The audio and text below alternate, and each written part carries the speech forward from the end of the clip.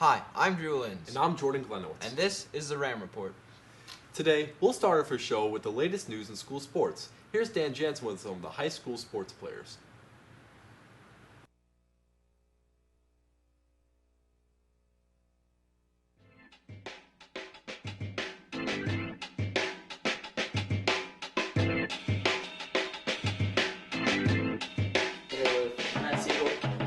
Matt Siegel, what sport will you be playing this year? Ice hockey. And do you plan on being on the JV team or the varsity team? Varsity. Okay, and now you have an older brother on the team, correct? Correct. And how do you think this will impact the tryout? Not at all. Not at all, okay. How long have you been playing hockey? Since I was young. Alright, so you've been playing for many years. Have you had any previous experience in the Randolph hockey program? As a rec hockey player, yes. And how did that go for you guys? We won a championship once. Okay, so now I was on that team, correct. Do you plan on winning any state championships for the high school team? Possibly. All right, so that's good enthusiasm. I like the mindset. Thank you for that. Thank you for your time. Dan Jansen here with Emilio Chiappa. And Emilio, what sport are you going to be playing this year? I'm playing lacrosse. And you are a starting goalie. Starting goalie, okay. And do you plan on making varsity or JV or freshman? Freshman doesn't look like they have a team, so I guess JV. Okay, now how many years have you been playing lacrosse? I've been playing since the 7th grade.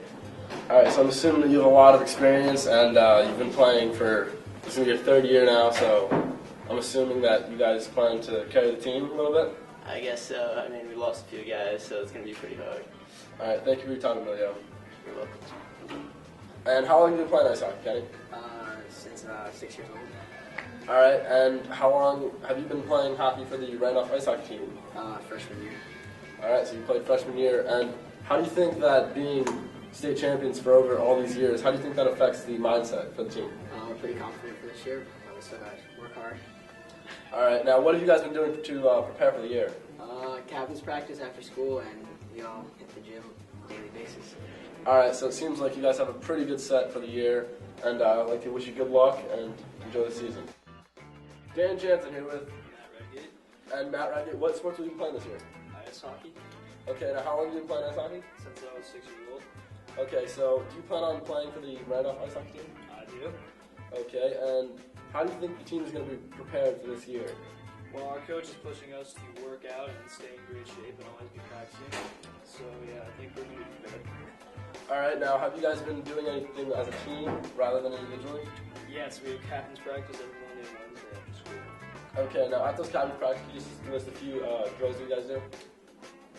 We do very strenuous push-ups. We run like the campus laps around the high school, middle school, and we play very rough football. Alright, so it seems like you guys have a pretty good idea of how to prepare for the year. I'd like to wish you good luck and enjoy the season. Thank you. Thank you. That's Dan Jansen signing off. Well, it looks like they have a great season ahead of them. Sure does look like it. Those freshmen are on their way to greatness. So, Jordan, have you heard of that new web series from RHS? I can't honestly say I do. Well, there's this trailer on the show, Off the Record.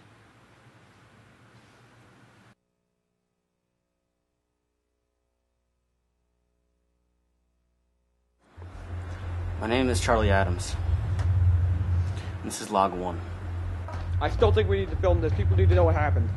Me and a group of guys are survivors of a neurotoxic bomb that, well, hit in central Jersey. And we're in Randolph High School right now. It's leaked to death. I don't know what to do. People are starting to get hungry. These are cops. Guys, stop arguing. Come and I drop the really damn just don't know door. what to do. I guess all we can do right now is wait.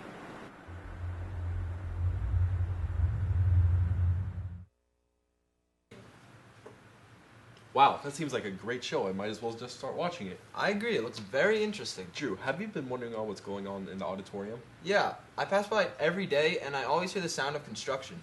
Well, I did a segment on it and got an inside look. Here it is.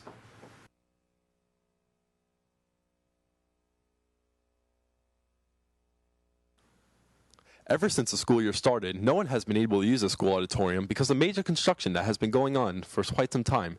Everything from the seats to the sound equipment were gutted out and renovated. We talked to Mr. McQueenie and Mr. Galumbo about this major project. After the auditorium's construction is finished, what additional events that haven't been able to be hosted before do you think we'll be able to host it now? I don't know if we'll have any real additional events hosted, but we'll be able to better handle the events that we have. Some of the new things that we have are 2 new projector screens on the sides and better integrate the sound quality. So I think the productions that we do will just be enhanced by some of the improvements that were made. And how often do you expect that this new auditorium will be used and utilized?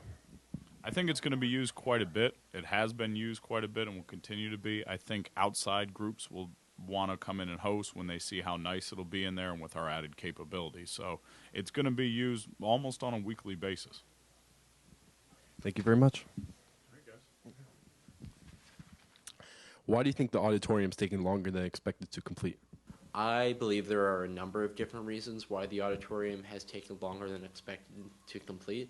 One of the first reasons is something that we refer to as permits. And what a permit is it's a authorization that's issued by the Township Building Department that allows people to undergo construction projects. And the town was a bit delayed in issuing permits for the auditorium project, and that resulted in a delay on some of the aspects of the construction of the room. Shipping of the seats, having the seats be shipped in took a long time. That caused further delays. There was a bit of a misunderstanding about the electrical work that needed to be installed for the sound system, so that caused a delay. And electrical work in general in the auditorium actually took the most amount of time. Once they were finished installing all the electric for the lighting systems, for the house lights and for the sound and for all that other equipment, they were able to install the ceiling and install the sound panels on the ceiling. So that helped them finish. So yes, it was delayed for the permits, it was delayed for the seats, it was delayed for the electric. Those are really the 3 main reasons. Recently we had a small fire occur on the stage in the area near the electrical junction box for the lighting on stage, and also near the rigging for what we call travelers, which are the black curtains. That fire will presumably, I'm not sure how much longer it's going to delay the work, but it's definitely going to be a factor in the opening of the room, because not only do they have to clean up and repair everything that happened with the fire, they also need to undergo inspections of the electric and the rigging that are backstage. And what new technology has been equipped and replaced the older technology? Last year, before they actually started the physical construction of the room, we had our soundboard replaced. We had an old analog sound console. Now what we have is what we call an Allen and Heath iLive. The Allen and Heath iLive system is a digital console, and it consists of 2 parts. It's a mix rack, which is a box that contains our signal processing, our inputs and our outputs, and that lives in backstage. And that's run via an Ethernet cable to the control console, which is a T112 control surface, which has 4 layer banks on each input card, and that allows us to mix and match lots of different sound inputs, add effects, and that's about a $20,000 system. So that was installed last year and will be reinstalled this year when we get the new room. We also got an upgrade of our sound system. We are getting what we call a line array speaker system. We're getting 3 stacks of speakers that are being installed above the stage, and it's an 11,000 watt sound system, so it's incredibly powerful. The type of system you would see at a concert venue. So we're getting those. We got brand new house lights installed. We are getting a brand new house lighting system installed. I actually do not know the brand offhand, but we're getting brand new house lights. Not actual lights, but a brand new system to control all of them, with a new dimmer rack and a new console that's going to also be all digital, unlike the old one, which was analog. That's essentially it. Really, the sound and lighting were the big upgrades that we're getting in the room. Okay. And when is this auditorium expected to be finished? We do not have an exact date yet. Basically what happens is, even when the construction crew is finished with the room, the township business administrator has to approve it for use.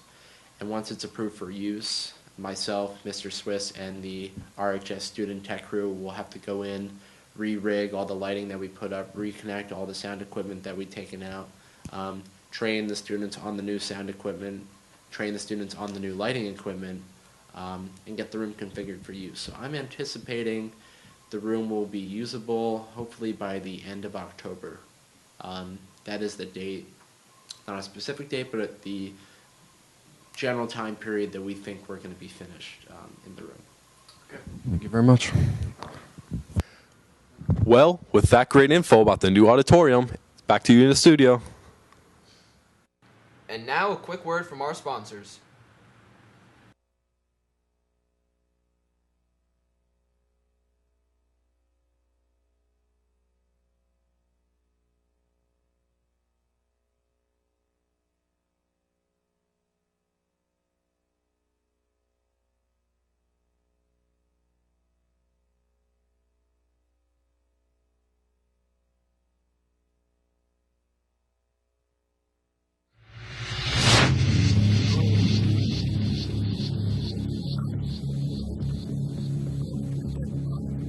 Hey, what's that poem right there on the wall?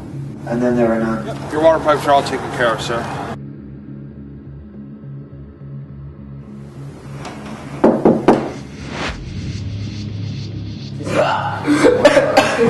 Wait, don't I know you? Yeah, I'm the water guy from before. Oh God, he's dead. What are we gonna do? You did this. What's your fault? This. If there's a killer outside like the pizza man, then the best place to stay would probably be in here. It's the safest. Do you really think I killed Joe? How? Wait, what did you do with the body? I don't know. Where'd you put it?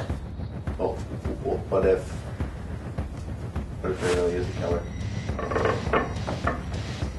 You. What are you doing? You okay?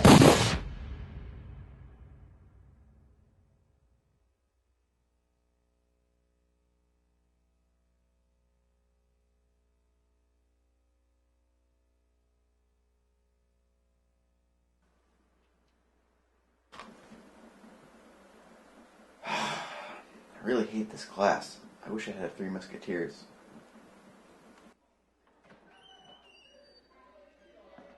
Don't worry, Gerald. I have the 3 Musketeers. For me? For you! Chocolate? Did you say chocolate? Yes, sir. With or without nuts. Chocolate? Chocolate! Chocolate! Chocolate! Chocolate! Hey Drew, do you like magic? I love magic tricks. Are you kidding? Well, on that note, it's time for Jordan's Magic Corner.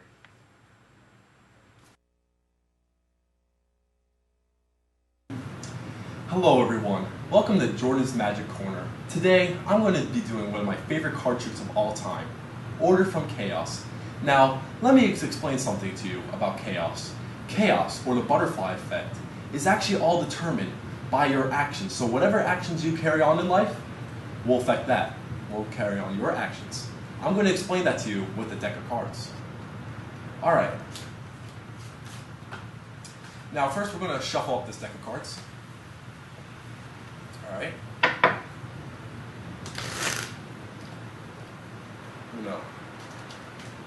Get them all nice together. And to represent chaos, we're going to use a certain suit. Let's use hearts, Alright. Alright. Oh, here's a heart. Another. Another. Another.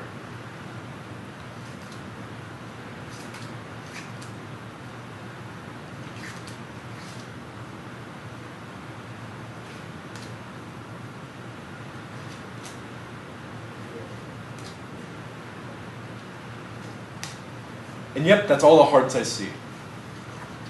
Okay. Now, to increase this randomness, I'm going to be doing some random shuffles. You know what? Everyone does this one shuffle. What's it called? The overhand shuffle. I'm going to do that right now. Alright. This is one of the most basic shuffles you'll ever see.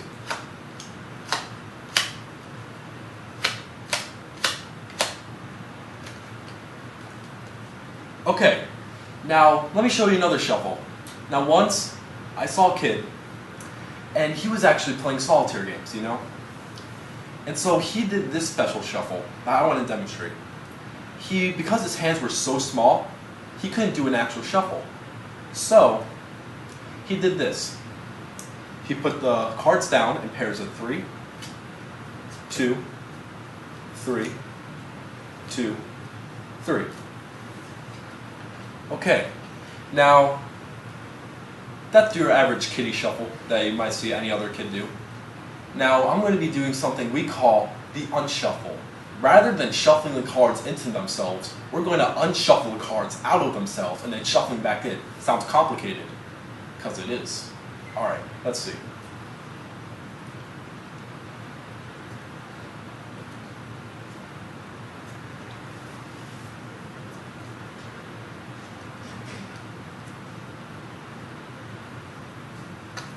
See that? Now we're going to unshuffle the cards out of themselves.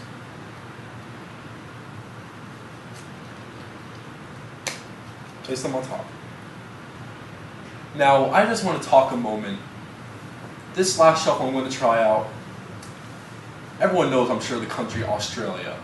And there's actually a nickname given in Australia that is said by some. They call it the land down under because of its location on Earth.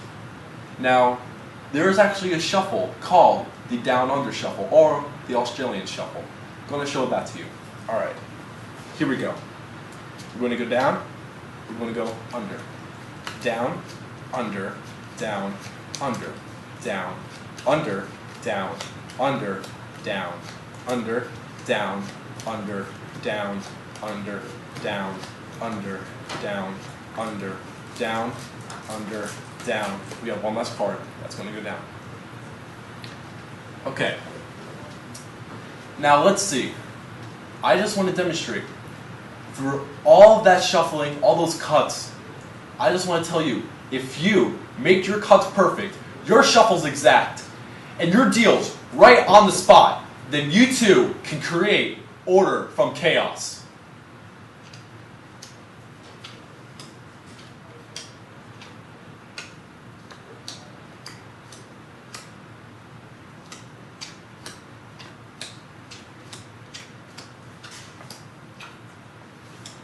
Look at that, folks. We have order from chaos. Ace, 2, 3, 4, 5, 6, 7, 8, 9, 10, Jack, Queen, King. Thank you very much. This has been Jordan's Magic Corner. I hope to see you again sometime soon. Bye-bye. And with that, that's the end of our show. I'm Drew Lins. And I'm Jordan Glenwold. See you next time.